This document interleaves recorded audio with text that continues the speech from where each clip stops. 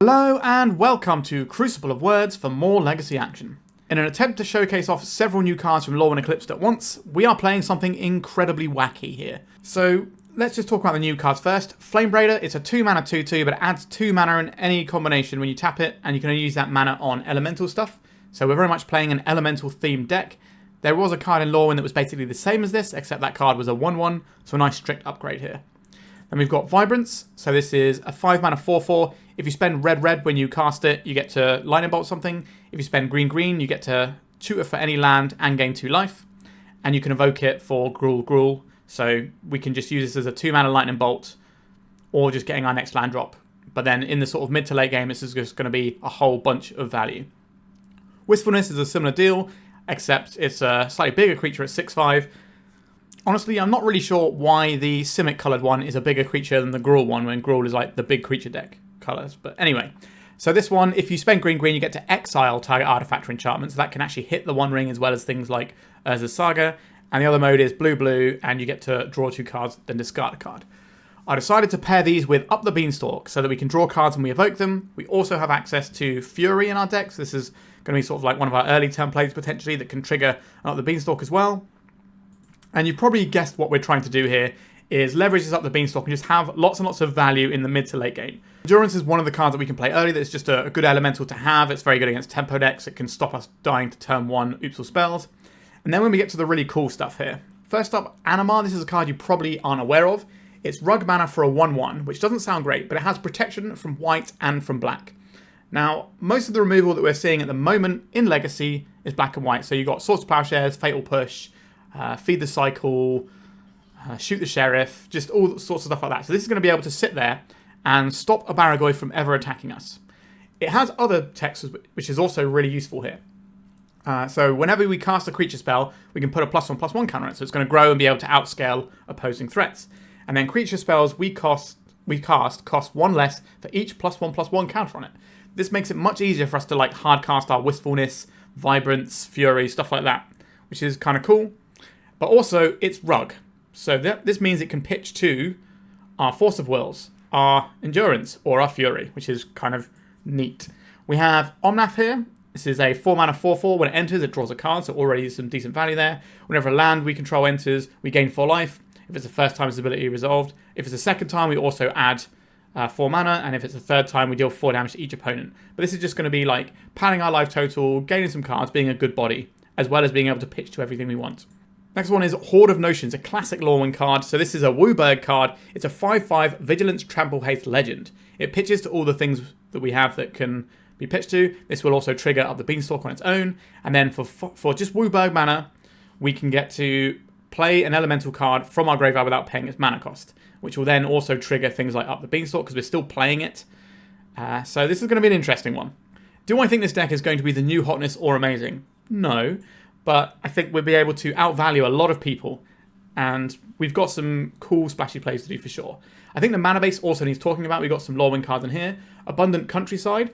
This taps for colourless, or it taps for 1 mana of any colour, only to cast creature spells. Then for 6 mana, you can make a Shapeshifter, which is just a little 1/1 guy, but it will be an elemental, just to stick with the theme, but this is mainly for the mana generation. We obviously have Cavern of Souls. We have Eclipsed Realms. So as this land enters, we choose Elemental, Elf, Fairy, Giant, Goblin, Kithkin, Merfolk, or Treefolk. So we choose Elemental. It taps for colourless, or it taps for 1 mana of any colour, and we spend this mana only to cast spells of the chosen type. And then we've got a little bit of fetch land stuff, because we do need to cast this Beanstalk. So we've got, just your usual fetch land, a couple of Surveil lands in there as well. So our turn 1 plays are looking like pitch casting, Force of Will, Endurance, or Fury, or just having like a Surveil land come in, and then turn 2 is when we start actually, casting our spells. I think Legacy has slowed down a little bit since the banning, so that we can actually do something that looks a bit like this. As for the sideboard, if we need some blue pitch spells to stop combo, we've got some Force of Negation. If we need to kill creatures, we can get another Fury and Vibrance in the deck. If we need to kill artifacts and enchantments alongside this Wistfulness, we can add in some Force of Vigor. If we're playing against a deck where the protection from white or protection from black is going to be very useful, then the Animar can come in as a 3rd copy.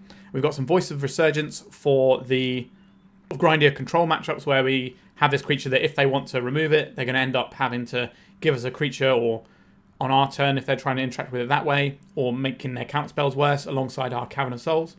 We also have Kahira, the Orphan Guard. This is a companion. Each creature card in your starting deck is a cat, elemental, nightmare, dinosaur, or beast card. Well, we've got that covered. They're all elementals. So this is just a free card that we can put into our hand, which can pitch to the endurance. It's also each other creature you control that's a cat, elemental, nightmare, dinosaur, so basically elementals, has +1/+1 and vigilance. And this itself has vigilance, which is kind of cool. And, oh, there's 2 more cards. Let me just move these across for you. We're also running another elemental that you might not think of as an elemental, which is Null Drifter. This triggers Up The Beanstalk. It's also a pretty good thing to do with Animar mana, but this is kind of a slower grindier card. So this is going to be for the grindier matchups. You know, we've got some card advantage in the Null Drifter that we can bring in to help sort of push us through in those sorts of matchups. I think there's a lot of stuff we're going to probably find out doesn't work so well here, but we should have a good time, and I'm really hoping that we can outvalue some people with some cool elemental shenanigans. Like, there's probably a build of this you can play which has Null Drifter in the main, but we're just going to try and showcase the new cards today and see how they feel. Alright, remember to like and subscribe so you don't miss any of my fun new content with the new cards. And let's just get stuck in with some elementals. The new year is here, and what better time to clear out your unwanted cards than now? My lovely sponsors 3for1 Trading are buying all Magic cards and collections of any size. They will quickly appraise your collection and give you a fast, non-binding ballpark figure so you know what you're working with right away. They buy collections from anywhere in the world. You can ship them cards, arrange a courier, and they even make in-person visits for large collections to offer full peace of mind. Click the link in the description or visit 3for1.gg/sell-COW to start unloading your unwanted cards today. Let's reveal our Kahira to our opponent. We have 2 lands and we can cast it Up The Beanstalk. We have a Force of Will for anything spooky. Our opponent is a known Painter's Servant player. I think this one seems fine. We'll keep this one. I think they play only Painter's Servant. Oh, they got the nice Odyssey mount in there. Do I care about this Welder? I don't think we care about the Welder just yet. The Wistfulness in the main deck is pretty exciting here. Let's get this Windswept Heath in. Next turn we're just going to be Beanstalking and trying to make our Force of Will better. I really don't want to have to Force of Will this turn, but if they play something like a Goblin Welder, we might have to do... Goblin Engineer, we might have to do that. We'll let the other Welder go. Do I want a basic Forest or Surveil Land? They could have Blood Moon in their deck, but we can always counter it if we need to. Like, Blood Moon isn't played very much in Legacy at the moment. Like, the Stompy deck is not a heavily played deck anymore, which is why we can play something that looks a bit wild like this. I think we're going to go for Surveil Land here. And do I want it to be red? I think I do want it to be red for the lightning bolt portion of things. This is Commercial District. Another Up The Beanstalk. Don't mind if I do. Let's play this Eclipsed Realms. We will name Elemental. Making Up The Beanstalk. Okay, so we can clear out graveyards for the purposes of Goblin Welders. We can counterspell something on a stack. Now, are we supposed to save this Horde of Notions and try and resolve that? Goblin Engineer. This is not going to resolve. I'm going to pitch cast. I think, given the matchup, we're probably just going to pitch the Horde of Notions. Get a nice little card off of our Beanstalk here. Another land. Happy to see that. We're going to get Pyroblasted. Sure. This comes in. We do have the Endurance that we can pitch cast if we need to. A Grindstone with a Painter in the graveyard. Understood. So we've got a pretty good turn here, I think. Okay, let's get this Eclipsed Realms in. Let's go for Elemental again, obviously. And then... Okay, I think we have to do the Endurance first. So we pitch cast the other Endurance. And then we're going to Wistfulness this Grindstone. This is an exile as well, so it will be gone forever. Goodbye, Painter's Servant. And then I will cast this with Evoke. So we want green, green. So we get to draw a card off the Beanstalk. This comes in. We exile this Grindstone. Pretty cool. So far, so good. We've got another Wistfulness. We're getting close to hard casting stuff as well. An Imperial Recruiter. This can go and find them another Goblin Engineer if they wish. A Fury here would go incredibly hard. We just remove all the goblins. That's probably our best draw at this point. Magus of the Moon. We have an answer for that already in this Vibrance. All goblins coming in. We have Fury in our deck as well if we want a different answer. A Hedge Maze. Okay. So we go green, colourless. Get this other Beanstalk in first. I think that's a good step one. A Flamebraider. Do I require these things right now? I don't think so. I think we can just play the Flamebraider. This can wall the goblins for a little bit. And then next turn we can hard cast a Vibrance with both modes because of the Flamebraider. And then that's going to be Pretty annoying for our opponent. Actually, we can't do... Yeah, we can do both mazes. Green, green, and then our lands will produce red. This Hedge Maze won't enter tapped because of the Blood Moon. We can just play a forest as well. And then we can save the Surveil land. So we tap this for green, green. Go red. 1. So I'm going to cast this. So red, red, green, green, 1. We're going to draw 2 cards. Alright, this deck is sick. I'm having a great time. There's an Omnath. So we're going to deal 3 damage to the Mages of the Moon, and then we're going to tutor and gain some life. What am I going to tutor for? Probably an Unclaimed Territory might be getting good. Sorry, the Abundant Countryside is the one I meant. Because this gives us access to the Making Guys mode, which I think is pretty cool here. Do I want to exile anything or loot? I don't think I want to do this. We're just in Value Town now. We're going to be drawing so many cards every turn. If our opponent can amass enough resources, they might be able to combo in 1 turn. An Ensnaring Bridge. We already have an answer for that. And as long as they don't have anything in the graveyard, it won't matter. So Wistfulness is going to be doing good stuff. How much mana do we have? 1, 2, 3, 4, 5, 6, 7, 8. Okay, so we're just going to cast this Wistfulness, I think. So we need green, green, blue, blue, and 1 is fine here. So we pay green, green, and blue, blue. We're going to draw some cards with this Beanstalk. Horde of Notions. That's going to be an exciting one soon. I imagine our Painter matchup's got to be pretty good with all of our main deck, Artifact Hate, ways of killing lots of little creatures, a really strong ability to grind and outgrind their mid-range plan. This is Pyroblastable for our opponent. And they have indeed Pyroblasted it. What am I going to do here? I think we're going to make another Flamebraider. We could have played around Pyroblast if we played the Cavern of Souls out. Let's get Hedge Maze in. We don't need this. 1, 2, 3, 4, 5, 6, 7, 8, 9, 10. Alright, we're going to have to find another Wistfulness to deal with this Ensnaring Bridge. Khan the Great Creator. Oh, have we punted this one by not Cavern of Soulsing our guy? Not respecting the Pyroblast. So what they're going to get here? Just the Grindstone. I didn't think about the Pyroblast and now I'm being somewhat punished. This won't trigger the Beanstalk, but we'll draw a card on its own. This will just draw us more cards. 2, 3. Let's get a Horde of Notions in. Draw some cards. There is a Fury. Big fan of the Fury. This is 2 mana, 4 mana, 5 mana. Let's get a Fury in. Beanstalk's going to draw some cards. There's the Wistfulness that we've been looking for. We'll put 3 on this and we'll kill one of these. Guess it's time to play out this Cavern of Souls. And we don't get to cast anything else this turn.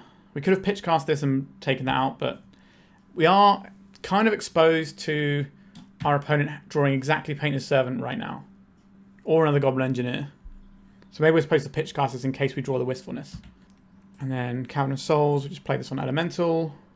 Wistfulness, we're going to cast this, so we want blue, green, blue, green, and 1 of whatever. This is uncounterable. So we'll exile this Ensnaring Bridge. A Grindstone themselves. They haven't found any artifact. That was quite unfortunate for our opponent. Works out well for us though. Maybe we're supposed to do the Fury first, so they can't do that. Yeah, I think there's definitely a lot of operations we could have done smoother here. Okay, we'll get rid of a couple of land, or just get rid of land here. And then let's pitch cast this. This will kill their board and allow us to swing for lethal. So it was a little bit clunky for us, but we did manage to get through in the end. Okay, in this matchup, I don't particularly like having these Force of Wills into their Pyroblast deck. I also don't think this is a great place for Animar. They're not playing the colours that we care about for these. What I would like is another Fury. I would like some Force of Vigors. I would like a Vibrance. So these things probably come out for this. And then what? Is Null Drifter where I want to be? Do I want a Force of Negation so I can hard counter some stuff maybe that doesn't go into the graveyard? Because trying to hard counter a Ensnaring Bridge or something with a Force of Will doesn't feel the best. Whereas if you do it with a Force of Negation, it's gone forever. That feels a little bit stronger. At present, this is what we're looking at. Would I like to have... Like, these obviously hit creatures, so I think this is just better in general. And it also triggers our Up The Beanstalk. What about the Omnath? Do we need the Omnaths? It's kind of big. It does its job quite nicely. It's a chunky friend. Pitches to all of our things. I don't think we can go lower on these. Maybe I do want these forces in just because we're a Beanstalk deck. But then what are we getting rid of? Because all the things we've brought in are just better. What is even our blue card count at this point? 14. That's very low. Maybe we're just not supposed to have Force of Wills in at all. Maybe we are supposed to go in for like these Null Drifters. We'll try this. We've got a decent chunk of interaction. We can mess with their graveyard. We can blow up all their stuff. We've got 8 removal spells for creatures, and one of them is like a sweeper. Maybe we'll reach for the Kahira at some point. Who knows? This only has 1 land, which is not acceptable. This one has multiple lands. We can keep this one. Probably have slightly too many lands. This doesn't cast Horde of Notions, so I'm going to actually put the Abundant Countryside back. The Cavern of Souls giving us uncounterable Wistfulness is really important, I think, as we discovered in the previous game. We have a Goblin Engineer, and there is a Painter's Servant. Understood. Cavern of Souls. We're probably just going to go and hold up for Surveil Land. Do I need to kill this Engineer right now? I don't feel like we do. I feel like we might be able to get some Beanstalk value. It's very unlikely our opponent kills us this turn. They attack him with the Engineer for that 1 point damage. They are indeed. Hopefully they play like another Engineer would be great, because then we can just sweep them both up. I kind of just want to get a green source, I think. So I'm just going to hold this. Like, I just want the forest, I think. I'll play out this Cavern on Elemental. I'm just going to go and get my basic forest, because we know they're a Blood Moon deck. And then we're just going to play out the Flamebraider. What I don't want to do here is play out this Fury and then just get the Mages of the Moon in, and then we're going to be sort of like desperately looking for a way of dealing with it. This way we can just hard cast a Fury next turn. An Imperial Recruiter. What are we going for here? A Goblin Engineer. Okay. Play this on Elemental, I think. Obviously. And then I think we're just doing Fury stuff again. So red, red, more red, and it's green. Kill their board, have a massive threat in play. The other option there is to play the Horde of Notions and just start cracking in with that. But I think just getting all their pieces out from underneath them makes a lot of sense here. Probably going to be the Engineer this turn, I would imagine. They might have like an Ensnaring Bridge, but it's kind of sketchy playing the Ensnaring Bridge, because if they don't have an active welder, we can just exile it forever. Painter's Servant. You got it. I don't think this matters right now. Okay, so we're going to kill this. I think we probably attack first. See if they want to block. I suspect they don't. So this will tap for green, green. Go for blue, blue. Let's get wistful with it. So we get to exile their Painter's Servant forever. And we get to loot. Probably don't need another Flamebraider right now. And then I will get my Hedge Maze in. A Null Drifter. That is an interesting thing to spend 7 mana on, isn't it? We can also evoke it and then get it back with Horde of Notions as well, which is absolutely sick. An Ensnaring Bridge. Sure, we will eventually beat this. Eventually might be the operative word there, but I believe. Alright, they're playing out a mountain here. They're losing their City of Traitors. I think I want to kill this.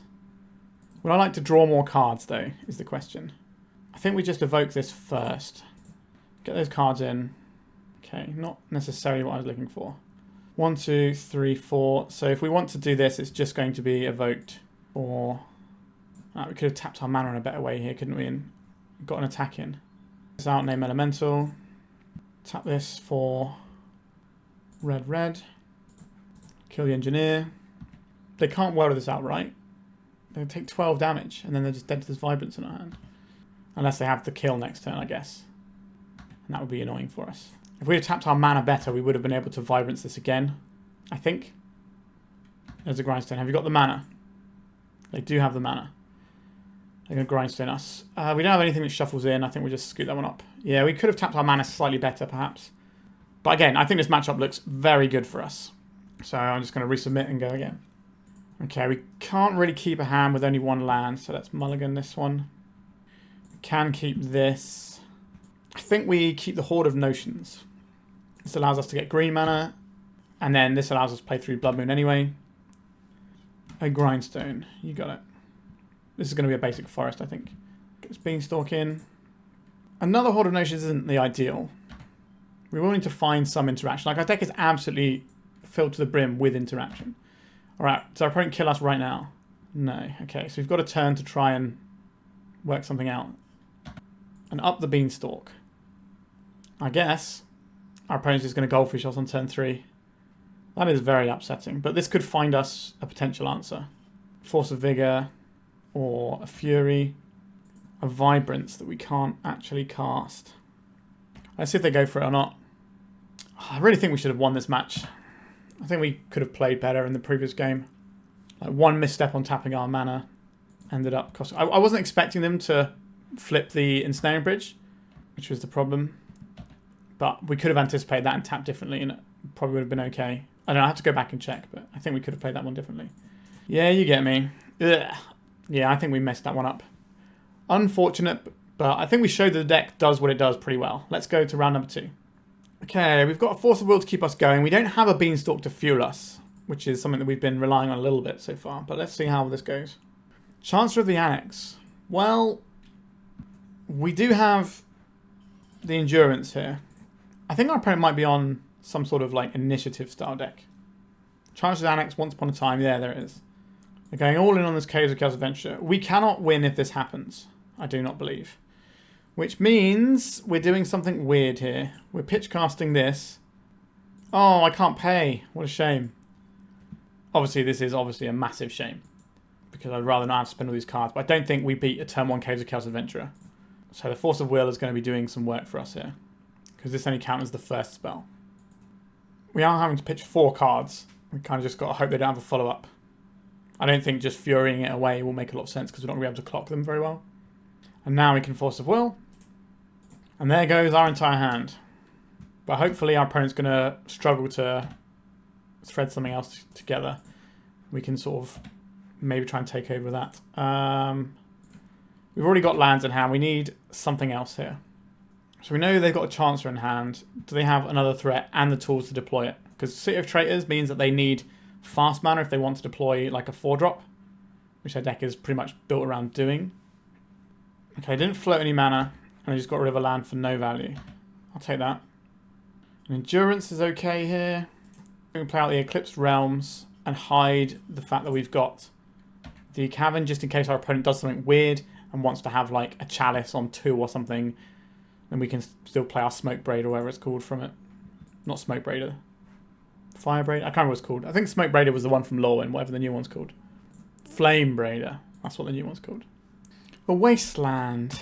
I wonder if they're going to use that. These 3 colour decks with Wastelands and Ancient Tombs and City of Traitors. A pretty wild ride. Okay, goodbye Commercial District. We can go and get our Hedge Maze. That takes them further away from casting one of their cards that they care about.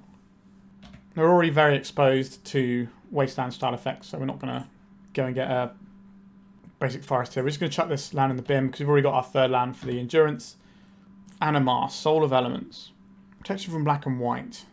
Interesting. We could play this out and it will get through a decent number of the things that they could have, or we could play this out and have the Fury with the Animar next turn, which is probably the better play to do.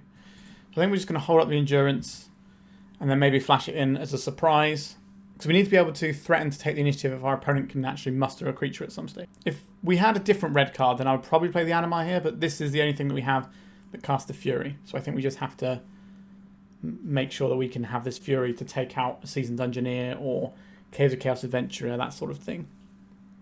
Weird game. Our opponent is playing very slowly at the moment. I don't know if they're double queuing or something, but they are. What, they've got less than 15 minutes left on the clock and we've only played for 2 minutes, or less than 2 minutes. Cavern of Souls, naming human. There it is. Which guy is it going to be? Looks like a Seasoned Dungeoneer. Sure. So they go into the initiative and they get a land. What land are they going to get? They have one other card aside from this Chancellor of the Annex. So I believe if we play the Endurance, kill this, attacks, take the initiative, we're going to be in a good position to take this game over. So weird looking planes. Space planes. Right. Green. Green. Green. Let's get this Endurance in. Do I care about these cards in their graveyard? They can go back into the deck. I don't know if that matters, but we're not going to target our own graveyard. A Wistfulness. This doesn't bounce anything. That's the blue-black one that we're not running. So this is going to be Fury to kill their guy. Having to do lots of really weird trades because of how sort of skewed our opponent's deck is. We'll go and get this forest. So we're having to like 2 for 1 ourselves and all sorts. I'm not going to do anything with this Wistfulness. We're just going to try and draw another land and see if we can get a 6/5 into play. Because that will be bigger than a lot of their creatures and allow us to clap back pretty hard against these double Ancient Tombs.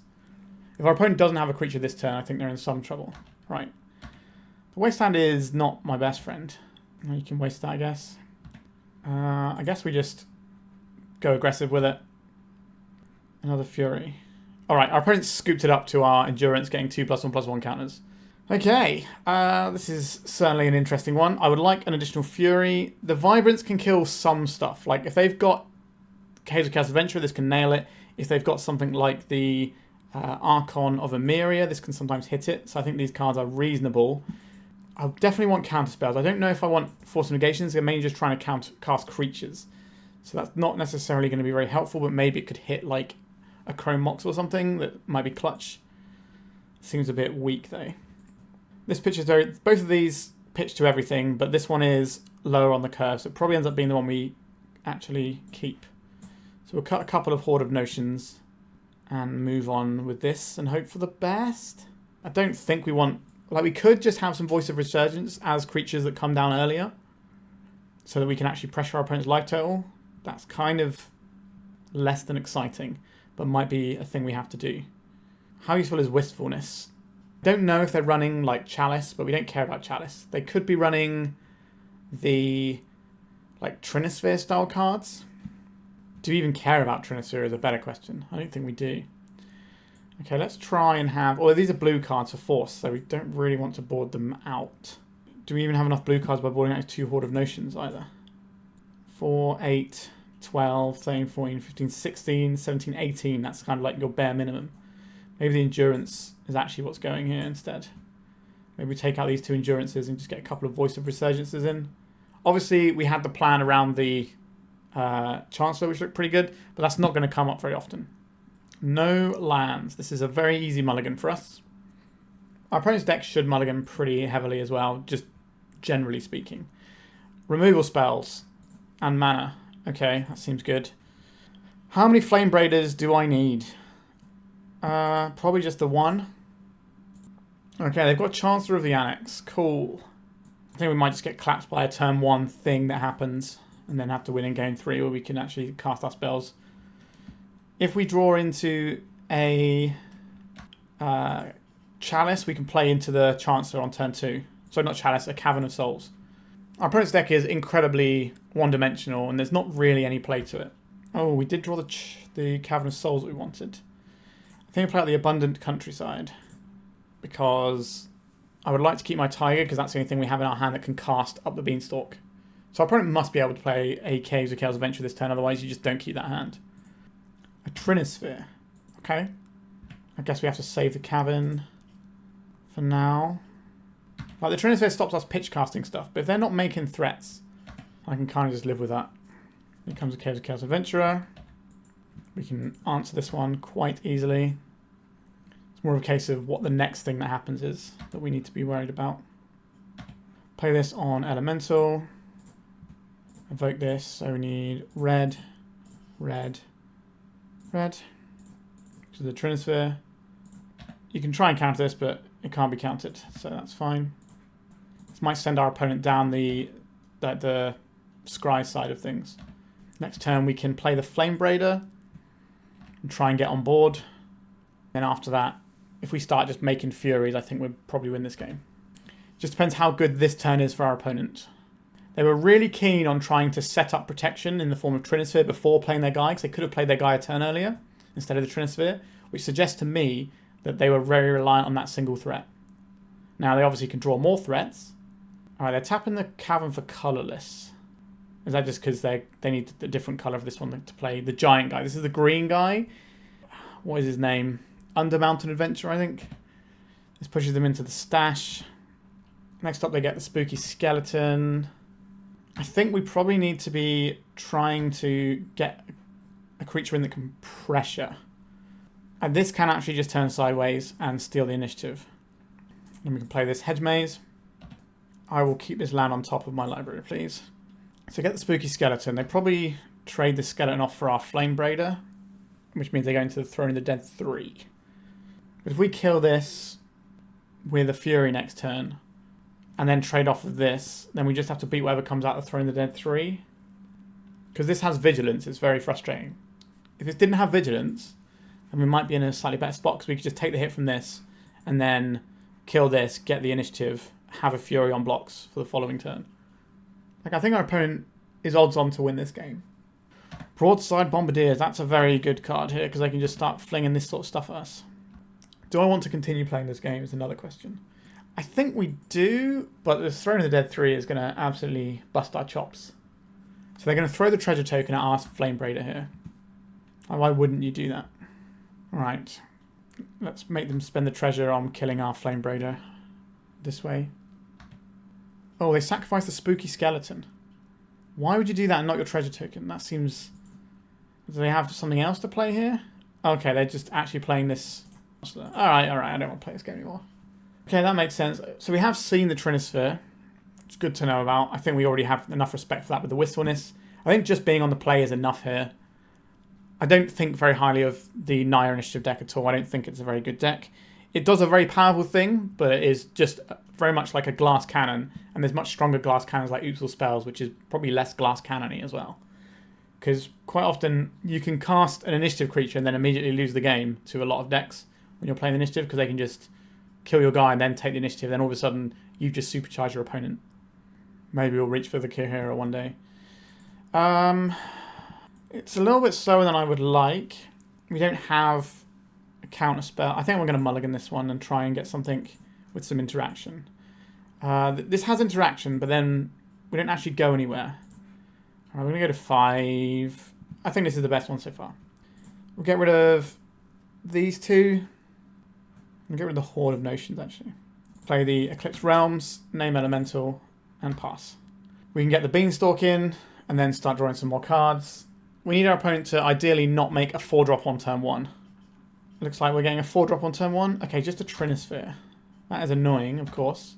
But we did find another land. So play this Eclipsed Realms on Elemental. This might make it harder for them to play anything else, though.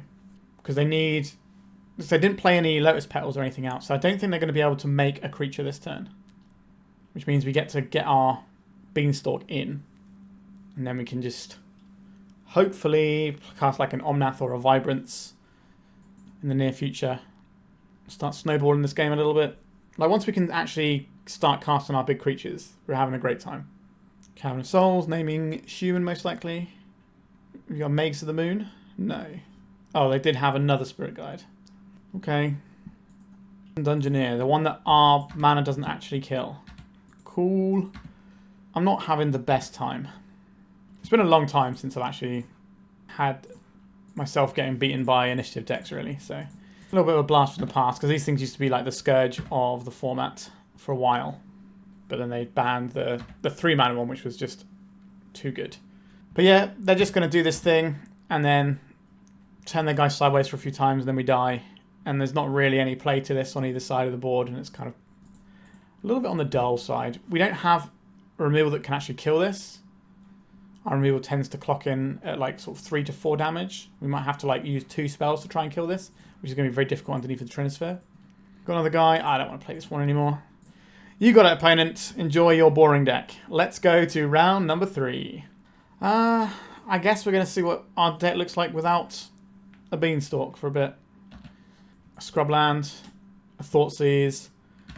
Alright, you take a peek, opponent. We've got some interesting objects over here. If this is a slower, grindier matchup, then I think we're just having a good time. Certainly seems like it's going to be a grindier matchup. We're looking at like Death and Taxes, probably. Like when we saw it was Urine at the start, we didn't necessarily know if it was going to be the control build or not. Or there's some people playing some like really weird combo decks with Urine to throw your opponents out. Oh wow, look at that perfect draw. It's beautiful. We'll play this so we can't get wastelanded. Don't Thoughtseize me again. We've drawn the best card in our deck. Now we can just have a nice time. Don't give me something I need to Force of Will. That's all I ask. Am I getting Surveil land here? I think probably.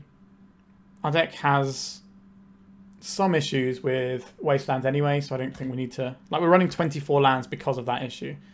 We have a lot of stuff to do with our mana at all times. Let's crack this. Go and get the... Don't need another land just yet. A little bit more gas. I'm going to play this and sandbag the Cavern of Souls for now. Like, our opponent could be like an Espeval deck. Let's get Up The Beanstalk in. Don't be playing Orcish Bowmasters, please. It is an Orcish Bowmasters. So we are going to Force of Will as Bowmasters. And what are we going to pitch? I think it's the Wistfulness. We'll hold on to the Horde of Notions. But doing it with this time, it means we don't get to draw the extra card off the Beanstalk for casting the Force, which is unfortunate.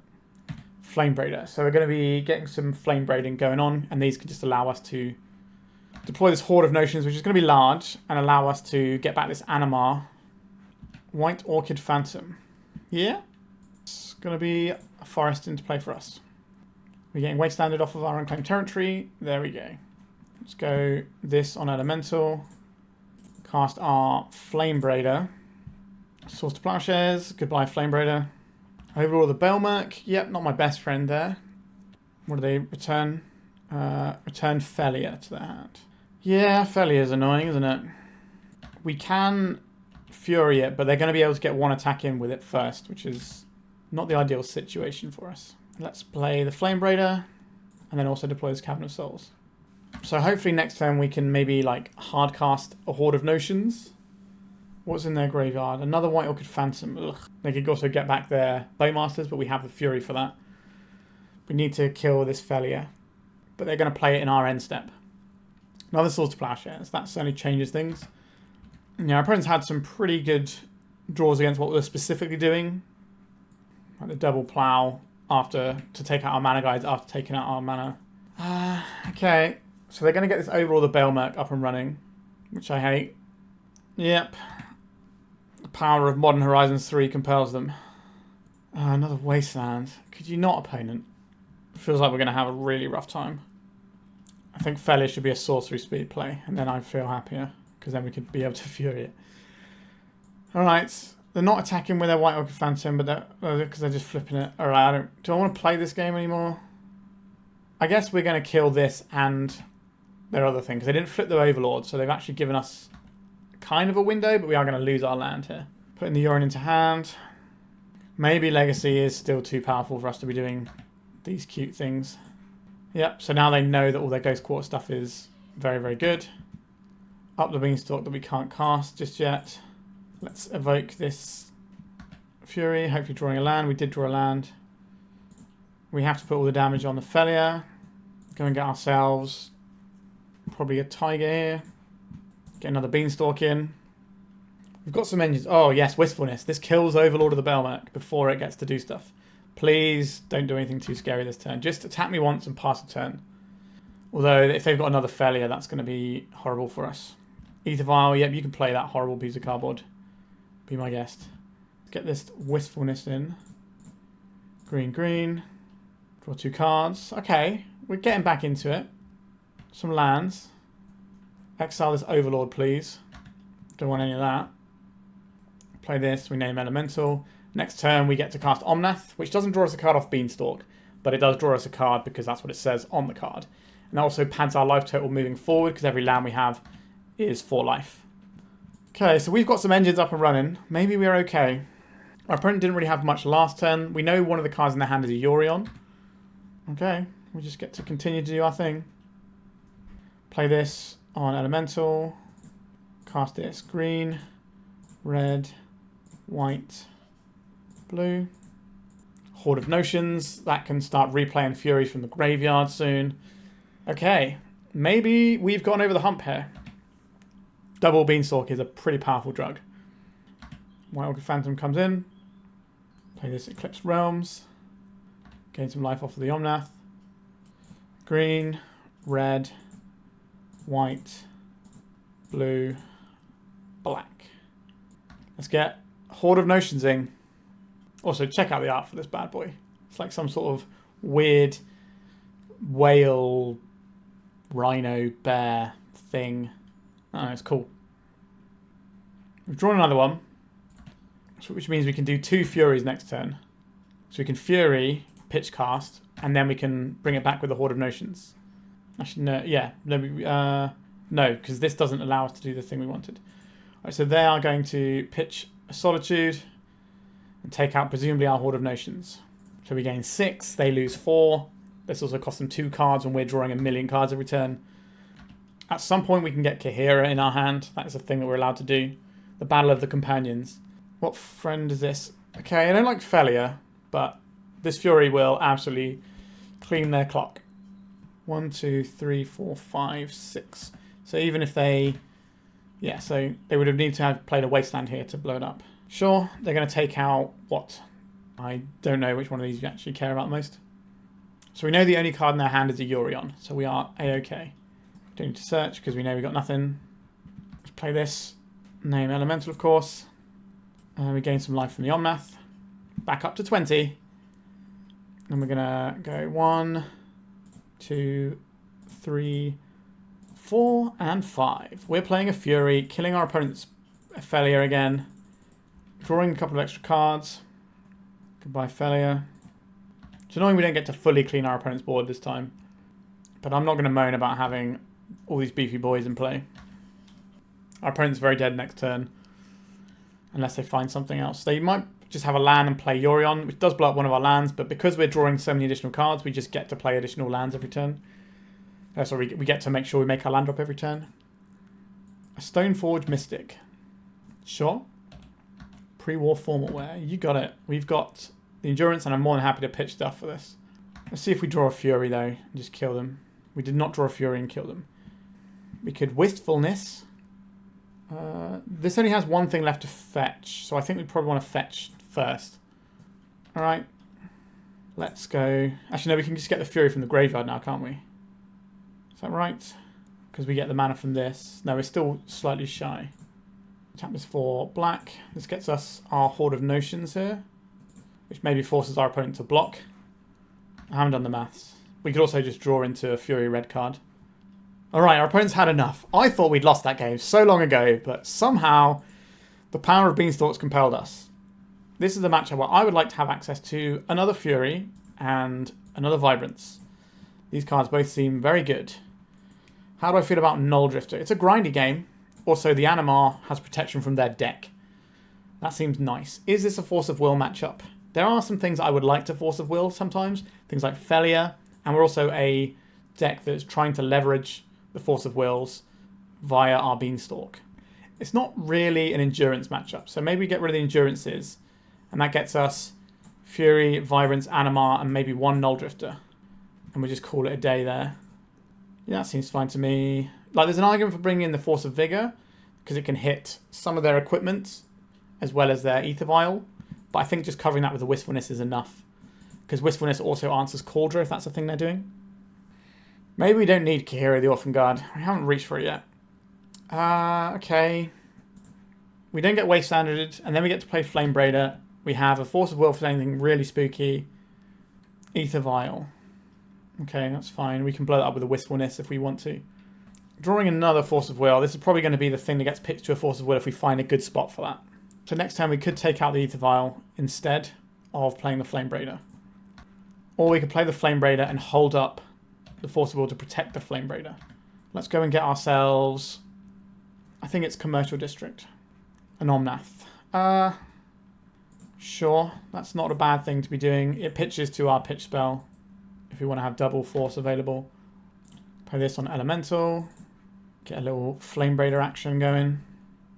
They could go for like Hardcast Failure end step, and I'm just going to say no to that one immediately because I don't want any of that. Okay, it's just a Shadowy Backstreet. They're probably going to try and run everything through the Ether Vial. I can't remember if we showed them Force of Will. We must have done. Swords to Plowshares. No, thank you. What do we pitch here? I think it's the Omnath. Like, our opponent is trying to have some mana down in their deck against us. So making sure that we keep our thing that is worth 2 mana is pretty darn good. It's basically a 2 mana Soul Ring, right? And I would certainly play Soul Ring at 2 mana. 3 mana. Skyclave Apparition that you're hardcasting. No, get out. We're a little bit all in on this Horde of Notions, but it is a 3-turn clock once we start turning the Flamebraider sideways with it on the following 2 turns. That makes up the last points of damage we're missing. And they've spent a decent amount of removal so far. And Up the Beanstalk. Honestly, I think we just get the guy in though. So this is green, black, white, red, blue.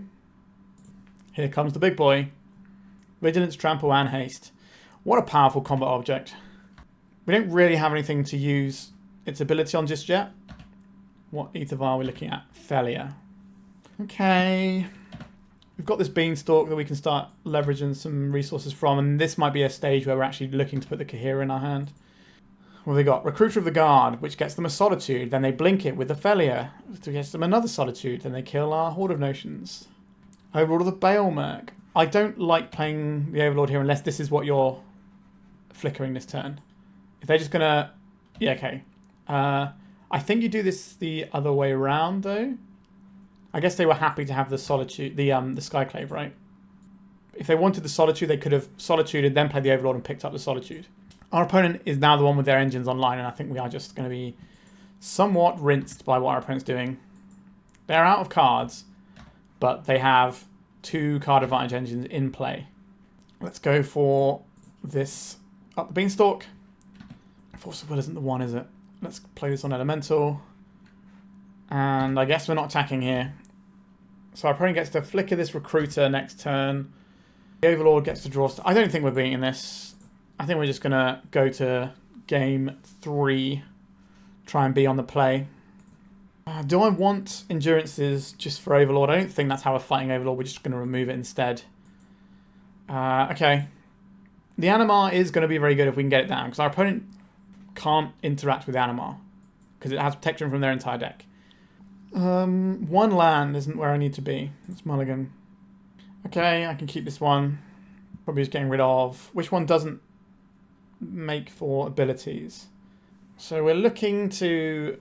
I don't know, I don't really want a Vibrance just to gain a land. I think this is much better as a removal spell. Just going to try and answer everything our opponent does. Play this on Elemental. If we miss land drops, we can obviously use the Vibrance that way, but that's not how I want to use it, ideally. Stoneforge Mystic. What are they getting here? Pre-war Formalware, probably. It's usually the one you go for. Meteor Sword. Okay, we're definitely killing the Stoneforge Mystic this turn. You very much tipped our hand of what we have to do here. Vibrance is a very good tool for doing that, though. Look at his little face. Some sort of weird plant flower dog. This can get us a Surveil down this turn as well. Go for red and red. I quite like this cycle. The old Vibrance cycle. So we say goodbye to Stoneforge Mystic. Next turn we can play this Omnath. If we don't have to... I guess if we Fury, we can pitch the Horde of Notions and do the Omnath, because there's at least cantrips as a threat. Recruiter of the Guard. What are you going to go find? Ophelia, probably. That card is obviously very good. Another Stoneforge. Ooh, a sorcery speed creature. Big fan of you having that. I'm going to get this as a commercial district, I think. Since red is... The spells that look good here. 1, 2, 3, 4. This just guarantees our 5th land. And I think we're very much about that. So green, red, white, blue. Big Daddy Omnath coming to party. Here we go. I'll take my free card. Ooh, a Force of Will. I like that for us. I'm not going to Force of Will a Stoneforge Mystic, but I will probably Force of Will like an Overlord of the Baelmerk or something. Caracas. That can bounce our Omnath. Can replay it every turn. Or we can just use this to pitch to Force of Will. Pre-war Formalware. I guess the Horde of Notions probably goes here. Like the Omnath at least draws us a card every time it gets bounced. And you crack in for 1. Enjoy. I think I'm just going to play this Omnath again. It's a pretty slow draw engine because they have to keep Caracasing it. But it's fine. This also gains us life because we get to play the land. Trade abilities. Okay, we'll play this one out. We'll name Elemental and we'll get 4 life off of our little Omnath friend. And now they play the Sorcery Speed, Stoneforge Mystic. We hardcast a Fury. They play some more guys. We hardcast Fury. We don't care about this wasteland because we have this land in hand. If they have the White Orchid Phantom as well, that's kind of irritating. Stoneforge Mystic. What are they going to get here? Batterskull? Or have they got Calderas still? Okay, it's just a Batterskull. Goodbye, friend. And then we get to deploy the Fury this turn, take out both of these, have a really big threat that's almost certainly going to get Swords to Plowshares, but then the next round of creatures get taken out as well. Play this one out, name Elemental, cast this for lots of red mana. Goodbye to your little friends. I would like to draw a Wistfulness for when they hardcast a Batterskull. Recruiter of the Guard. Okay. What's probably going to happen is we're going to have this big long grinding game, and at some point they're going to end up with Meteor Sword and failure, and we're going to lose to that. Which Enchanter? They wanted the land, so they could hardcast this Batterskull. You got it. Flamebraider. Do I like Flamebraider, or do I just want to put this Kahira into our hand? I think I want the Kahira, actually. 1, 2, 3. Then we play this. Name Elemental. Actually casting our Kahira. Oh, wait. It's a cat beast. What am I doing? I thought it was an Elemental. Why? Ah, okay. That's why I can't cast it here. We need to cast this Flamebraider instead. I really did think it was a Elemental, since it cares about Elementals. The other option we had here was to just play the Omnath, which, if I'd have known this was not an Elemental, might have done different. Look at that. How is that not an Elemental cat? It should be all of those types. It should be a cat, Elemental, Nightmare, Dinosaur Beast. Right, in comes a Fury. Prismatic Vista. We're going to see this Batterskull come down. We could just Fury the Batterskull out of the way. Oh, we're going to Thoughtseize us. That's really good, because that takes our Omnath. Sorry, not Omnath, our Fury. I was really hoping to Fury away their guys. It took the Omnath. That's kind of scary. Why would you take the Omnath there instead of the thing that removes all your guys? Interesting. Well,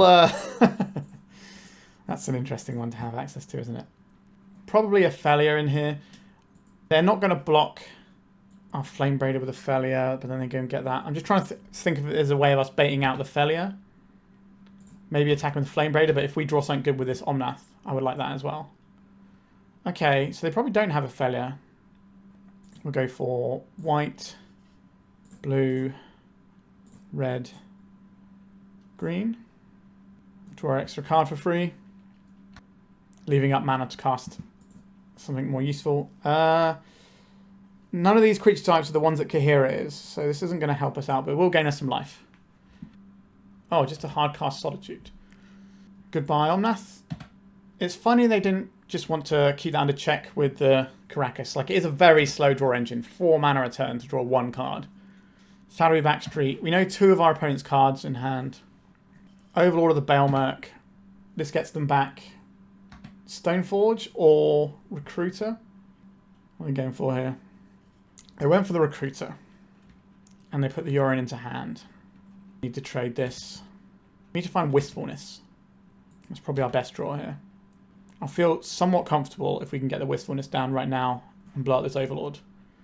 Because I don't really like how the Overlord's going to feel when it starts getting them cards every turn. We're a quarter of the way through our deck, so technically speaking, we're odds on to draw one. Oh, we're not the Beanstalk. I like that a lot for us. Let's get this in. A good step 1. We could have tapped a different land, but I don't think it matters. Like, this one doesn't activate abilities. But I don't think we have enough mana to be caring about that just yet. A Null Drifter. 1, 2, 3, 4, 5, 6, 7. Alright, that's a banger, isn't it? Yes, I will draw many cards. We've got the Animar, which is a pretty cool one as well. Do I play out... So we know we've got the Urine in hand, so they can blink this and they can blink this. Does that mean I'm supposed to just kill this now so they can't blink it? Probably. And I'll pitch this Omnath, I think. Wistfulness. Okay. I like that for us. This is still an enchantment creature, so we can kill it after it flips once. But we just don't want them to be able to blink this. Am I playing this out now? I think so. The one reason we wouldn't want to play it out is if we have an Omnath, but we've already gone through quite a few Omnaths this game. How many are in exile? 2 in exile, 1 in the bin. So, are they just going to play the Meteor Sword? Another Overlord into, presumably, the Urion. So the Meteor Sword can actually kill our Animar, which is a bit rude. Here is the Urion. They get to blink their 2 Overlords, and they can bounce this whenever they want with the Caracas. Okay, this is both of us with engines firing away. Okay, we're going to lose our poor defenseless Null Drifter. This is so they can get it back with the Overlord. I return Solitude. I'm just going to return another Solitude. Canoptek Scarab Swarm. Can stick in the way of an Animar for a while. Return White Orchid Phantom. 1, 2, 3, 4, 5, 6, 7, 8, 9, 10 mana. So we play this for 3 and play this for 5. And then that means you have 2 mana left over. So we could pitch cast another Wistfulness afterwards. Blue, green, red. Let's get the Animar down. We could just like pitch these like the fair away. So we could just try and just have this to remove this, draw an extra card, put a counter on this, see if this can then tick up and do something. But honestly, I think we're just going to go for blue off this, green off this, and one. Hardcast this. We're going to use the loot to get rid of this Kahira, the Orphan Guard, so it's going to be useful just as a card that we can discard. Get our Beanstalk trigger. Exile this Overlord. Not having a blue card in hand is a little bit annoying. This attacks for a decent chunk. Would they trade their Euron? Almost certainly not. Let's get in with this Fury. If they take it, we can just Vibrance their face. They might go to 1 here. No, they're just going to go for the bounce line, are they? You got it. And I think we cast this for just 1 mana, which grows our little friend. I kind of want to use it as a burn spell, but if this finds us a blue spell, then it does give us the ability to counter something with this Force of Will. I don't think we're doing that, though. We've got a lot of action in play. I think maybe being able to burn our opponent... Like, if we just get 2 Vibrances, we can just kill our opponent out of nowhere. And I quite like that as a plan. Do they have to just cast a Meteor Sword here? Because they might have to just do that, which then gives us attack that's probably lethal, so they can't do that. They probably need to Yorion so they can Solitude. I think we might have done this one. They failed to find a basic land off of their Prismatic Vista. That's huge for us. Because they milled some over, presumably. Okay, they're evoking this. What do they take out? The Fury or the Wistfulness? It's the Wistfulness. That means they can... Well, they can attack with the Overlord. Okay, they're going to bounce our poor little Animar, which actually gives us a blue card for this Force of Will, which is very funny to me. Yeah. Interesting how this one is panning out. They return to Solitude. So we know Meteor Sword, Batter Skull, Yorion, Solitude in their hands. So I think we have the game here. Wait, what? Are you not casting a spell? You're just going to hard cast that Solitude. That is not going to work out the way you want it to, opponent. Up the Beanstalk. Like, who am I to not cast another Up the Beanstalk? Them bouncing our Animar actually ended up being huge for us. Say no to that. I'm pretty sure you're dead on board here, opponent. I know all the cards in your hand. Yeah, we managed to get a game and a match. Excellent. So that was very much the proof of concept that I've been looking for. I think we could have actually had a similar deal in the first game as well, in the first match. But we're on the board. Let's go to round number 3. 4 even. All right, this Kahira is rubbish. So here it is. We can kill stuff, I guess, and we're not going to get Wastelanded out of the game. I guess we're going to stress test a hand that looks like this. Which of these is the worst? I think it's actually Abundant Countryside. Because Abundant Countryside doesn't tap for mana to activate abilities, so it doesn't work with Horde of Notions. Other than that, the rest of these are all the same. Obviously, this makes a guy when you have like a million mana and the game's gone all the turns in the world. Or is this going to be a slow, grindy matchup, is it? Quite like slow, grindy matchups for us. I'll play a basic land and I'll pass the turn. Meticulous Archive. Just a land and pass from our opponent. Could be here a while. Okay, I'll play this Eclipsed Realms out. I'll name Elemental. And I will put this into my hand. We're basically just using Kahira as a thing that we pitch to the Wistfulness looting. Maybe we don't actually want this card in our sideboard. Okay, is this Jeskai control? It's going to back to basics us. Now, we'll lock their own lands down a bit, and we have lands in hand. Okay, there's a Ponder. Maybe they had a Narset. That would be the sort of thing they'd be thinking about playing here. A Tamiyo. We've got a Brainstorm to go with it. Or we're pondering. This will flip the Tamiyo, right? Yeah. Don't love that for us. I guess we have to do a slightly ugly looking play here. It's going to go red, red, evoke this uncounterably to deal 3 damage to this Tamiyo. And then next turn we can uncounterable Fury to finish it off. Main deck consign is something our opponent can have access to here. Please play like a 1 toughness creature of some description. Not sure what 1 toughness creature they have. It's a 2 toughness creature. The wrong amount of toughness. We're not going to get any extra value from our Fury. A Brainstorm. I could play this into a Source to Plowshares. We haven't been given an excuse to use one yet, so I'm a little bit apprehensive about doing that. Go for this Eclipsed Realms. Name Elemental. We've now entered the phase of the game where every turn we're going to be casting some kind of Haymaker. And eventually our opponent will hopefully run out of answers. Don't consign to memory me though. That would be rude. So they're not actually getting any value off this Tamiyo. I guess they made us Vibrance. Yep, so there's the Source of Plowshares we knew about. That's why we didn't go for Horde of Notions. This Wistfulness can kill a back to basics, although is our opponent... If they fetch a basic here, then that's something that we maybe have to consider. Okay. A Plateau. I don't think they want to cast a back to basics here. It's just a 4th Eolingus. Just a little one. Okay, just a little 4th Eolingus. And then we can smash back with the Horde of Notions. Now, we are fighting an uphill battle with our deck every round. But we are still fighting.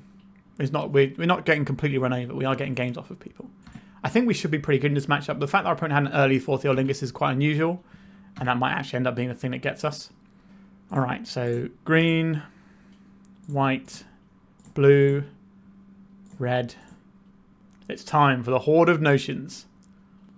It has Vigilance as well. So we get to attack here, get the Monarch, get an extra card, have a creature back to block. Let's get Hedge Maze as well.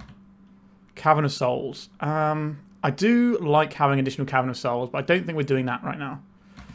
Up the Beanstalk. That's a banger of a draw. 1, 2, 3, 4, 5. So we can go up the Beanstalk into Wistfulness. Swords to Plowshares. I guess we go up to 21.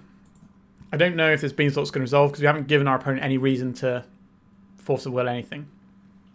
Or rather, we haven't given them the ability to Force of Will. But we are facing a pretty sizable clock. I think this 4th Eolingus is going to be the thing that actually beats us. Because they tend to run like 1, maybe 2 of them, and it's like a late game thing. But when they can get like an early one in, when you're not expecting it or not ready for it, can absolutely turn a game around. It just feels like what's happened here. Let's try this Up the Beanstalk. Chances of this resolving are pretty minimal. Okay, Abundant Countryside, here you go. And then we go for white, blue, black, red, green. You've got to do it in Wooburg order, sorry. Let's have another friend. Just gain 5 more life from the Swords to Plowshares. I assume they have. Okay, that's also pretty good too. Alright, I think our opponent's going to have this one. I thought we were in for a long grindy game and our opponent decided it wasn't going to be one of those. Thundertrap Trainer. Flame of Anor. How are we supposed to get through this? They're attacking with an interesting selection of creatures here. I would have been inclined just to send everything. But this maybe means they don't have an answer for a Horde of Notions. 1, 2, 3, 4, 5, 6. They have exactly enough to make sure it doesn't go through. I guess we'll cast in the thing we have. Blue, blue, green, green, and 1. Let's dig a little bit. We get to take out their clue if they don't immediately crack it. Yes, they've cracked it. Makes sense. Let's draw some cards. Kahira, you kind of suck. But this Unclaimed Territory isn't doing very much for us either, so I can go... Maybe we can actually cast this because we've got 2 sources that cast it. Let's go for red and colourless. Play a Flamebraider. Flame of Anor. Am I keeping my Wistfulness alive? I guess. I think we're just very dead here, is what's actually happening. Alright, I think we can just go to game 2 now. They've got a lot of pressure on board. 2, 4, 6, 7, 8. They put us to 2. We're not going to have anything worthwhile in play. Animar has protection from some of their removal spells. Not all of their removal spells, so they're running Flame of Animal, but still look pretty good. The Voice of Resurgence we want in. The Null Drifters we want in. I think we probably take out the Forces here, even though we have Beanstalk. That's not really what this game is supposed to be about. Fury is fine dealing with some of their bits and pieces here. I think Wistfulness might be on the lower end of what we're looking to do. We don't want to go too low on stuff that triggers our Beanstalk. Endurance is like a nice threat that can mess with some of their graveyard synergies. Wistfulness is card advantage though, right? And if that's what we're trying to do, and make every single card we play draw some additional cards maybe. I really don't want to lose any threats. But our whole deck is threats, apart from the Beanstalks. Maybe we'll just do some trimming. Maybe we lose like 1 Endurance and 1 Wistfulness. And I'm not sure what the other cut is here. Which is 2nd Endurance. I do like the flash threat. But ordinarily, these games aren't going to be like the quick, like smashing us down that we saw in that particular game. Alright, we'll keep this. We don't have any red mana, but we do have a Beanstalk, which is one of the better cards in our deck. Alright, there is some red mana for our other guys. Love it when a plan comes together. We could go for turn 2 Flamebraider, turn 3 Omnath. I think I actually like that, because this might force our opponent into interacting with this, because they know they can't counter what comes out of it. We can also do an uncounterable Fury next turn if we need to deal with this Tamiyo and their blue mana is down.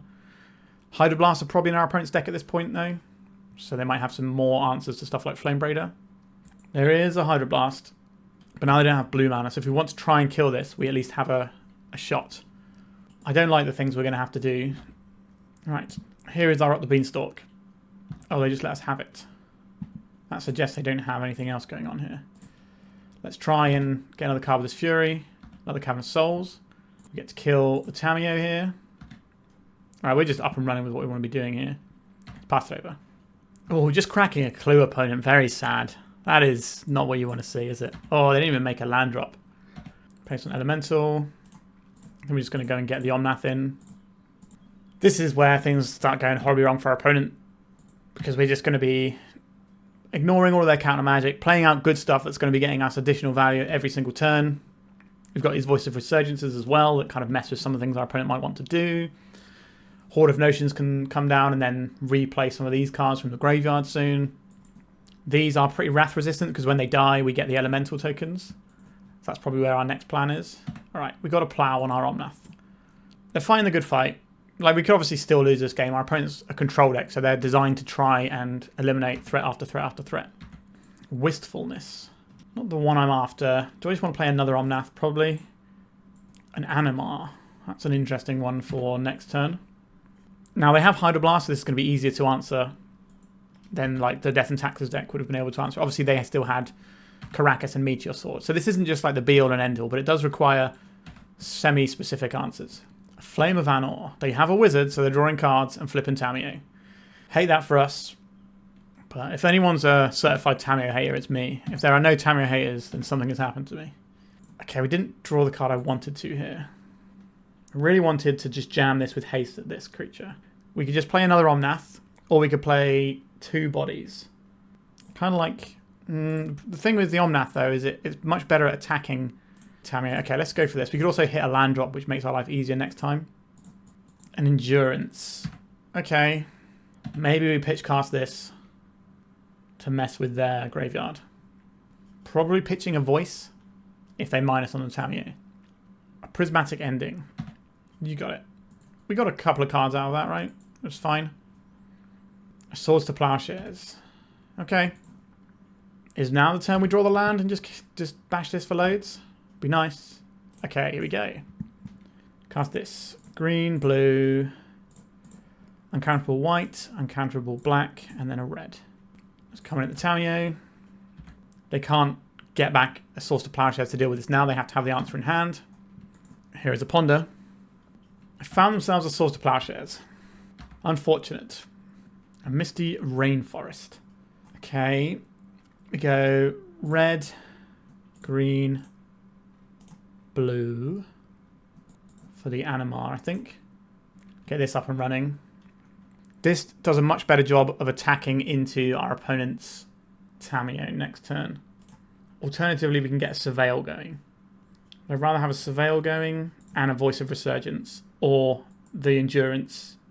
I think we're just going to play this Voice of Resurgence, because I'd rather play the Endurance when we're actually going to get some value out of like stripping stuff out of the graveyard. You know, Pyroblast, my guy. Sure.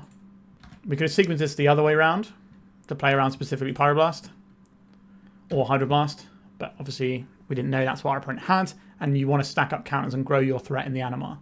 We might be able to run our opponent out of removal because our entire deck is threats. Getting back the Swords to Plowshares. We haven't given our opponent a good Force of Will target here. Don't really like pitching this very much.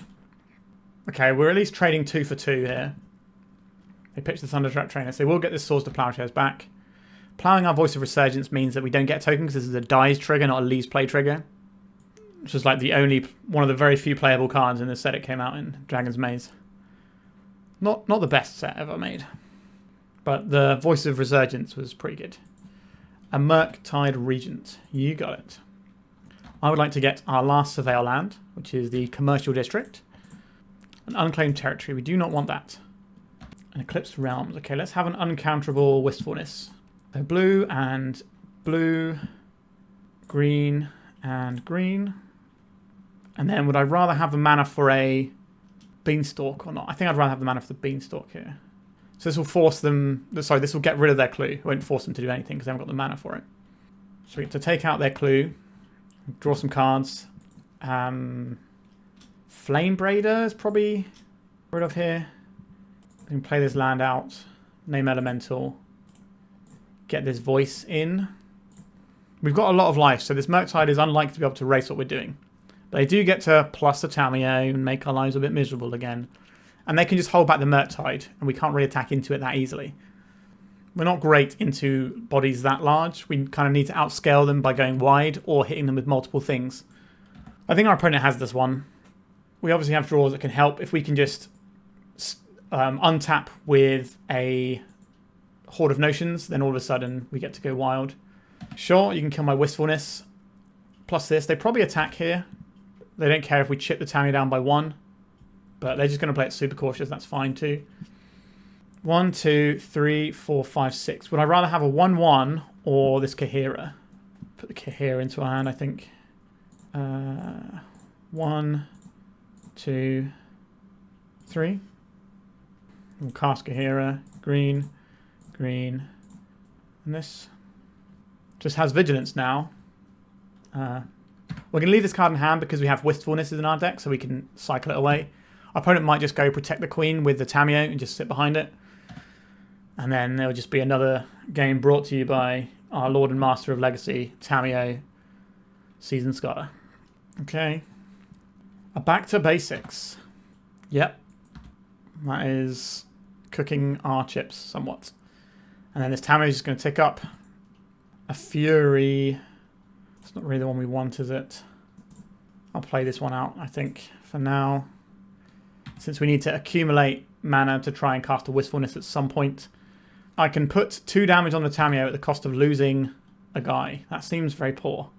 Okay, so Tamiyo pops next turn, so we're going to have to do something about that this turn. Animar, what does this actually do for us? I guess we're attacking everything at Tamiyo because we probably didn't win if they draw half a deck. Just the most awkward and miserable play patterns around this card. Just keeps Tamiyo at bay for another turn. We can't kill this because we're going to put 4 damage on it. If we draw Vibrance, we can do maybe something cool. I don't think we're furying this one. We're just passing it over. Yep, you can brainstorm. Like if this was just like a reasonable card, then we still got like a really sweet game to play. But the fact that this is just a draw 15 that is also shrinking our board is just too much. A Vibrance, you say? I guess we're going to cast the spells that we have here. 4 damage on the Tamiyo, please. Have they got a Consign to Memory? Okay, so we're going to get another Voice of Resurgence token. That's cool, at least. What? Oh. Okay. That's really annoying, because my trigger to get the Voice of Resurgence token goes on the stack, and then their Replicate trigger resolves, and then gives them the ability to replicate. That is rude. Okay, so we're going to tap more of our lands down forever, because if we don't do this, we lose the game to Tamiyo next turn. Blow this up. So we've bought ourselves 2 turns before this pops, but then we have to then survive 2 turns and have something that can then deal with the Tamiyo again. We're also underneath back to basics, like a Wistfulness. It's something we can't even cast right now. I've gone into the turning sideways phase of the game. Okay, I guess we attack the Tamiyo. This fun little exchange of attacking their creature, attacking their thing because we need to, but then our attacks are bad. Alright, deck. Endurance, that's not the one. This Murktide Regent kills us in a few turns. We don't have any plays available to us at the moment. So we're going to go down to 10. This could just set up for a 4th Eolingus to kill us right now. Actually, probably not right now. 2, 4, 6, 8 is the most they can do. Plus 8, that's 16. So they can kill us next turn with the 4th Eolingus quite easily if they want to. If they have one. They've gone through most of their deck at this point. Even if we attack the Tamiyo, it's not going to stop it. And we've drawn the Wistfulness, but it's just too late. They're going to draw their whole deck. I think we're just done here. Yeah, there is a significant percentage of games against Tamiyo decks where the Tamiyo just kind of pops off in a way that just wins the game on its own, and it doesn't make for the most enjoyable experience, which is kind of what happened here. Game 1 I thought was quite interesting. They had like this weird aggro line that's kind of unusual for them with the 4th Eolingus, and they managed to just keep us off of pressure, and they kind of acted more like a tempo deck, and I thought that was really interesting. But Tamiyo, probably not so much. The Back to Basics obviously cooked us pretty hard, but we have 4 main deck answers to it. All right, 4 rounds down. That was the first time we didn't take a game off of an opponent. Going to the final round, we're trying to get some pity points back. Okay, this hand is fine. We can do a little bit of looting with our Wistfulnesses. They're card neutral if you evoke them, but they're plus cards if you don't. Sure. Our hand is pretty Thoughtseize proof. Goodbye, Wistfulness. What are we doing now? Commercial District. Don't mind if I do. So our opponent's going to have perfect information. I don't think we need another land at this point. Okay, Wasteland. I don't mind if they Wasteland us as long as they don't play a threat. So here comes Tamiyo or Nethergoyf, I would assume. Because that's the thing we don't want to have happen. Another Thoughtseize. Be my guest. Goodbye, Wistfulness. They took 1 Wistfulness before. They probably take 1 this time. This also gives us no options with our hand. Okay, we have a Horde of Notions. I can get back all these Wistfulness if this game goes late. I imagine our opponent is probably just straight blue-black tempo rather than a Doomsday deck, but there are some Doomsday decks that are running Wastelands. So they've got this sort of fair plan with Murktide Regents and that sort of thing. We're already very, very exposed to Wastelands in our deck in general, so I'm not going to try and get a basic here and play around it. We're just going to get our Hedge Maze, get that little bit of Surveil value, and move on with our life. Another land, 1, 2, 3. Like, we're not really looking for lands right now. We're kind of looking for business. I would like a Beanstalk maybe, if we're taking requests. I will play this Windswept Heath and pass.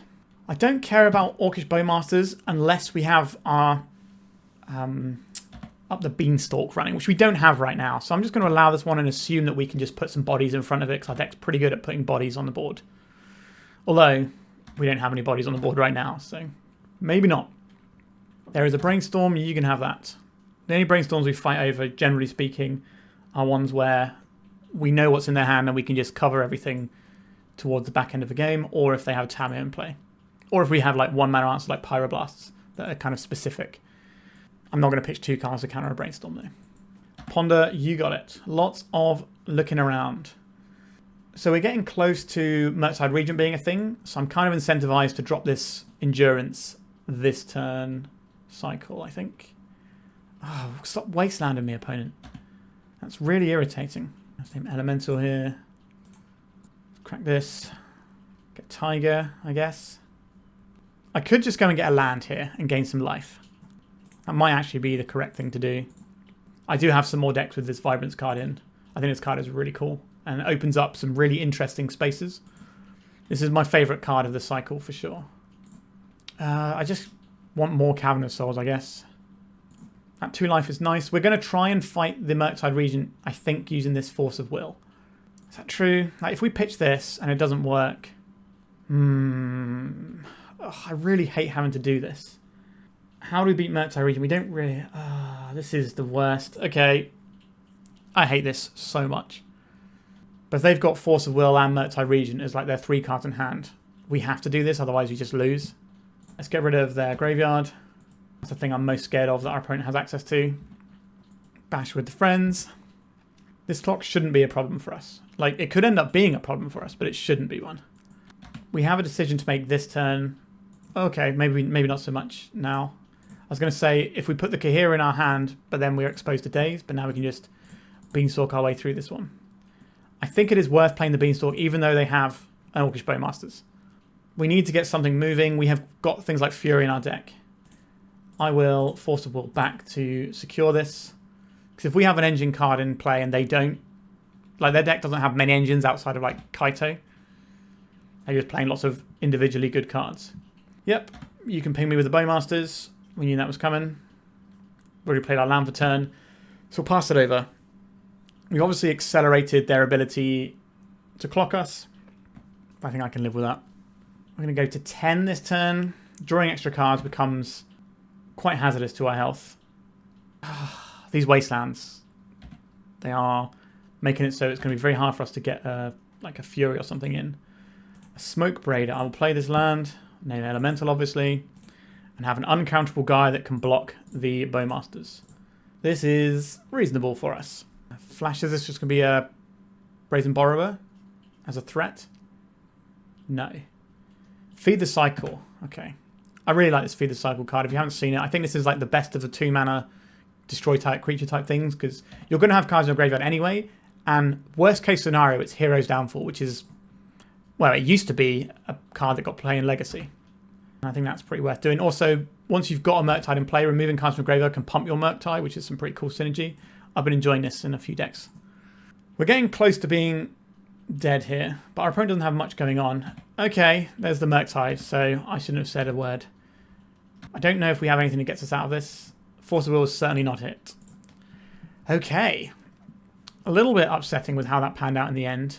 It felt like we were winning that game for a little bit, but it just didn't really go that way for us. Voice of Resurgence seems like a good one here. I like the Fury. Vibrance seems pretty good. The Animar doesn't die to a bunch of their things, so that seems quite nice too. Wistfulness doesn't really have any useful things that it's hitting here, which means also the Force of Wills get really bad.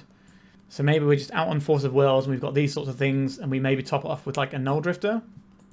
How are we beating Murktide Regent if we don't have Force of Will? We have to just keep their graveyard in check, I guess, and just go bigger. Kind of want another Null Drifter. I don't really know how we would fit one in though. I guess we could trim on like the expensive 5-drop stuff, but this does help pitch. But I guess we're not doing as much pitchy stuff, so maybe the Null Drifter comes in. I do like the Wistfulness. This is card advantage in the sort of mid to late game when you actually get to do the stuff with it. But is that good enough? Trying to do. No, we're gonna run it like this. I would like to just run someone over with Animar today. It's not every day you get to play a 3-mana 1/1 and feel okay about it. Yeah, this hand seems great. Commercial District into Flamebraider. We can then start firing some like Null Drifters out, just drawing some cards with it. I'm not ashamed to cast Divination. It is sad that Mold Drifter is kind of just irrelevant now. It's like a lovely sort of niche card that well, everyone loves. It's like one of the most beloved cards from Lorwyn, I would say. The simple, sweet design. This is very good in this matchup, so I'm going to keep this. But yeah, Null Drifter, like if you're doing the Divination, it's fine. If you've got 7 mana, like 7's not that much more than 5, right? Ugh, could you stop it with these Wastelands, opponent? It's just very rude. Again, this is why we're running 24 lands in our deck, which is quite a lot in a Legacy deck, but we are curving quite high, even though we've got like stuff that adds extra mana to our stuff and loaded pitch spells. We have to be aware that Wastelands are a thing that we might get in trouble with. Okay, what do they take with this Thoughtseize? I see several good options. They can take the Flamebraider and cut us off of a bunch of mana. They can take the Endurance because this can hose their graveyard, which might be a really important resource for things like Nethergoyf and Murktide Regents. Okay, they took the mana. I like that from our opponent. Don't like it for us, but it's fine. Eclipsed Realms, name Elemental, and we'll pass. And then we can just start hard casting Endurances, I guess. And then hopefully find some mana and hard cast some Furies. They didn't play a Wasteland, hallelujah. They get to play some game. Oh, maybe not, there's a Tamiyo. I hope this isn't one of those games where we just lose because Tamiyo exists. I'm not going to play this Fury. It seems very obvious our opponent's going to have something for this. Not that we necessarily have the tools to do much about it anyway. Elemental. So we have an uncounterable Endurance that we can fire in. Strip our opponent's graveyard. Force a block on the Tamiyo. Although if they've got a Brainstorm, then it's not great to block the Tamiyo. So we'll see if they attack with both or not. A Barrow Goyf. Thanks, I hate it. They don't have any good attacks here, so they shouldn't attack. They know we've got this Endurance in hand. Interesting. Are they just valuing their Barrow-Goyf growing here? But it's not really going to grow because we're shuffling these back in. And then we block this. And then the Barrow-Goyf's only going to be big enough to not survive this Fury. Are we likely to be able to pitch cast this Fury in a meaningful way, though? If they Force of Will the Fury... okay, I guess we play the land out first. And then we're going to Fury, pitching the Horde of Notions. So we can always Endurance here. 4 damage on this. Get out of here, Barragoyf. I don't want to have to deal with you. Right, that's pretty good for us. We get to attack here. We've got an endurance that we can slam down. I don't think I want to just draw some cards, although we do have to worry about potential Bowmaster, so maybe we're just going to evoke this. Yeah, let's just take our divination where we can get it. Ooh, these are good cards. I'll take those. Like, we're in a good position, but obviously Tamiyo is a really messed up Magic the Gathering card. A Ponder. So they can flip the Tamiyo this turn. If we draw a land, we can hardcast Fury and blow up the Tamiyo, which would be absolute aces for us. Otherwise, I guess we're attacking it with the Endurance, which is kind of just going to wash out. Land, please. Not a land. We can Vibrance this, though. I think I'm going to play this out first. White, green. Let's get this one down. This is counterable, because the thing we don't want to get countered is the Vibrance here. But this is playing around a daze. Our opponent probably just won't daze it, but they might do, just to stop us casting another spell. And Orcish Bowmasters. That changes things a little bit. Makes our Fury look real good, though. They've got one card in hand, so I guess we're just pitch casting this Fury and killing all their guys. So 3 on this and 1 on this. I don't want to speak it into existence, but the one thing we care about right now is Murktide Regent coming down. It's not going to be a very big Murktide Regent, because they've only got one thing that pumps it. But that would be an awkward one. If we get one more turn, we can then jam this Endurance and stop that. At least for a while. A Ponder, sure.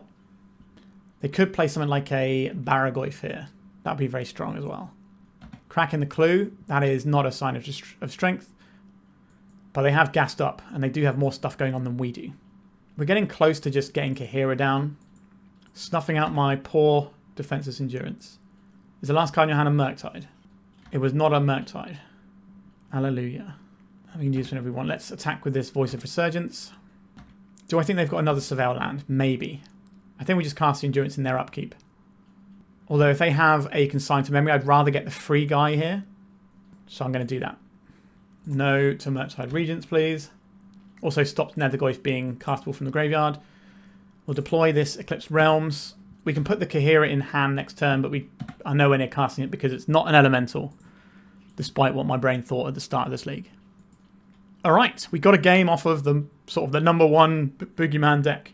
I don't want to do anything differently here. I don't think so. That felt pretty strong. Let's just go in again. They didn't get to see our Animar, which is a shame. I really want to get that in play. And block a Barragoyf with it like every turn. It's a dream. We're not keeping this hand with 0 lands. That's an obvious one. Let's mulligan. 1 land, 2 land. We can put back a Horde of Notions. Yeah, this hand seems pretty good, actually.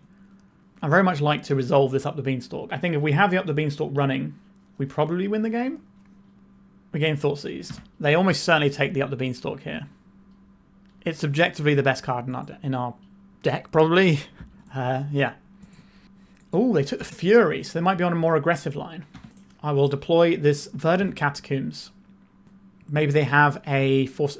You wouldn't play Force of Negation against our deck, so I don't think they have that. We will be getting a...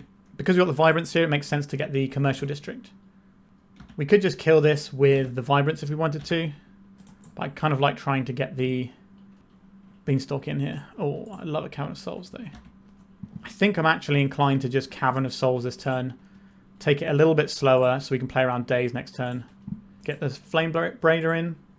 What our deck really needed was a 1-mana elemental mana dorks. Just like Ignoble Hierarch, but elementals.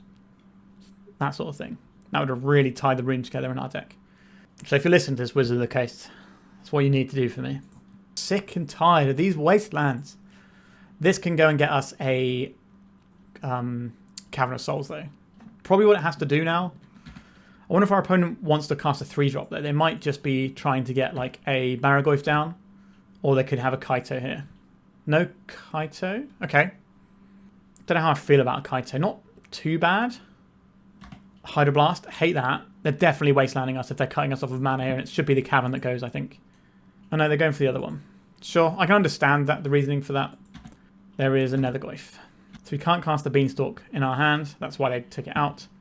Abundant Countryside. I will evoke this. Go and get ourselves a land and a couple of life. What would I like here? We could just get a basic forest and just guarantee that we can play this Beanstalk. I think that's probably what we're doing here. And we're just working our way to Horde of Notions and hope that they can't kill it, because Black Removal is pretty poor at killing Horde of Notions. These guys are no slouch, though. It's going to put us to what? 13? Have they got the Kaito this turn? Yeah, there was a pause in their combat step last turn that made me think they had a Kaito. I'm certainly more worried about the Kaito than I was last turn, because they've obviously killed our stuff and taken our mana back. So I think our opponent is quite heavily favoured at this point. This Cavern of Souls could do a lot of heavy lifting for us. I don't think this Up the Beanstalk is necessarily... Actually, no, it will resolve, because we know the card in their hand isn't blue, because it's just a Nethergoyf. So we do get an Up the Beanstalk here. Now, this might be too little too late. A Wooded Foothills. So we can cast the next Up the Beanstalk next turn. We're really just feeling the 2 1-drops into Wasteland that our opponent had. A Fury can take out a Kaito, but that will grow the Nethergoyfs. An Endurance is reasonable here. It can sweep the graveyard to stop the Nethergoyfs being a thing that matter, and it can block the Kaito for a turn before they start pumping the Kaito. But our opponent drawing extra cards every turn is making me sad. Now, we're obviously trying to do the same with our Beanstalk, so we can't really complain. Okay, the Kaito doesn't want a Consign to Memory. That card is very good against us. Okay, I think they take the Horde of Notions here, because this pitches to a bunch of things. Yep, there was a very quick snapping that off. Do they have a Bowmasters that they can play as well? We are dead next turn because this can pump, so they just have lethal on board already. So we need to find an answer this turn. A Flamebraider. I guess we're going to cast ourselves and Up the Beanstalk into their Orcish Bowmasters, which is probably going to be the end of this game. But if they don't have the Orcish Bowmasters, it at least gives us a chance to find something else. They did have the Orcish Bowmasters because they always have it, especially when they're surveilling 2 and drawing a card 2 turns in a row. It's a pretty good way to find the pieces you require. So Fury is a little bit awkward for us if we find it. We found the Fury. It will draw us extra cards, which probably ends up with us being dead. If we play a guy, they tap it down and kill us. I don't think we have any way around this one, but we're still going to Fury and maybe kill this Kaito out of spite. It draws 2 cards. Maybe we have enough to get something else going there. Do I need the Surveil here? No, because we could draw like a Vibrance, which can kill something else. All right. Do not like this play very much, but we got to do it, I think. Okay, a land. I don't think we're able to win this game now. Okay, we just hit 2 lands off of that. We are donezo. I think that was game 3. It was indeed. So unfortunately, we didn't manage to get that one. But if we look at our matches, we went 1-2 in 3 of our losses. So, you know, they were kind of pretty close, and we certainly like absolutely smashed our opponents in each of these games. I think the Painter matchup we could have played slightly better. There's that turn where we tapped our mana in a way that I think we could have tapped it in a way where we could have had red open, but I'm not sure if we could because of how we needed to cast the other spell that we were putting on the stack. But I think the thing we were casting was the Wistfulness. It's been a while now, so I can't quite remember. But we could have tapped our mana better in a way that just won us that game. So I think the deck probably comes out of here with a 2-3 overall, which felt pretty good, to be honest. I think the control matchup is a little bit better than it looked, but our opponent had like one of the non-games that you get from a Tamio, and then they also had like a weird tempo approach, which is unusual for their deck. But yeah, let's talk about this list. So obviously this deck is not going to be breaking the meta anytime soon, but it does show that the bans have made it so you can do some like fun, silly stuff in Legacy and it be a little bit more respectable than it used to be. Like when Entomb and Nadu were around, doing this sort of stuff is just pointless. It's just laughable. Although maybe just being the 4 times endurance deck with 4 Force of Wills might have actually been okay into Reanimator. But then we just give them all of the things to reanimate, they're still fine, so probably not. Like this deck does need some 1-drop action to really kick it up a notch, and we just don't have that. But you did see how in like the sort of grindier games we can just absolutely outgrind so many people. Like the Death and Taxes is one of the grindiest decks in Legacy, and we just went over the top of what they were doing twice. And that's, you know, that's a big boon for this deck and is quite impressive. The Animar was okay. We didn't really get to do the thing I wanted to do with it, like block Barragoyce and things. But like this would have been very good in that last game because it would have been able to just shut down their Kaito because they can't tap it. It can block all the day long. This would have been a really useful card to have drawn in that matchup. And I think we can beat the blue-black tempo matchup. Like we absolutely crushed them in game 2. So I think there's, you know, this deck can certainly win games. Now there are weaknesses to playing a deck like this. The mana base, not ideal. We're very exposed to wastelands, so multiple wastelands backed up by a clock is going to ruin you. Because Blue-Red Delver has kind of fallen off the map now, I think it's actually like 4% of the meta now when it was 10% a few weeks ago. It's just completely fallen apart as a part of the meta game, which is like the, play threat and wasteland you deck. And I think if you're playing into that, you're going to have a horrible time a lot of the time. But, Endurance can do some work too. And we can play through counter magic because we have Cavern of Souls. And the blue-black tempo deck tends to be a little bit slower. So I think we have a little bit more breathing room. But sometimes they're just going to have like the double Netherglyph Wasteland draw and then you're in the toilet. So yeah, the mana base here is definitely one of the weaknesses. We did get back to basics as well. When I was trying to build this deck, this is probably the hardest deck I've tried to build because there's so many things I wanted to play in it. Because part of me wanted to play Solitude. But in order to play Solitude, you need to up your white count. So you need to have more white cards in your deck. And I tried to build, I tried building a build that had like Fusion Elemental in, which is just a Wooburg 8/8 guy. And it's just not great, but it does pitch to everything. And, an 8/8 guy is still pretty reasonable if you're casting it for that, but it's just going to help you pitch all your things. It's a 5-mana guy, of course, so it's going to trigger Up the Beanstalk. So that was definitely another option. I tried builds with Chrome Mox so that we could try and skip the fact that we didn't have 1-drops. That felt a little bit difficult to do. I tried a Yorion build so we could try and fit in like the Voice of Resurgence and the Solitudes in the deck, but then we're diluting our deck a little bit there to try and get more white cards in, so it kind of ends up not improving things too much, but you could definitely do that, and I think Yorion is a much better companion than this stinky Kahira that's not even an elemental. I don't know why I thought, well, I know exactly why I thought this was, because it pumps elementals. I just assumed it was one, but it's not. So this card should not be in the deck. In terms of the new cards, though, Flamebraider tapped for a lot of mana. Whenever this untapped, it felt like we just had everything at our disposal, and that was pretty cool. The Vibrance, this card is really cool. Like I said, it's my favorite of the cycle. I don't know if it's the most powerful of the cycle, but it's certainly my favorite. I think tutoring for lands is very interesting, especially since we have, the need to cast some big 5-drops and things. And obviously, Lightning Bolt, don't need to say much more about that one. The Wistfulness, when this was good, it was fantastic. Just blowing up some stuff and exiling it, especially against painted decks where they've got welders and things. Seemed pretty cool.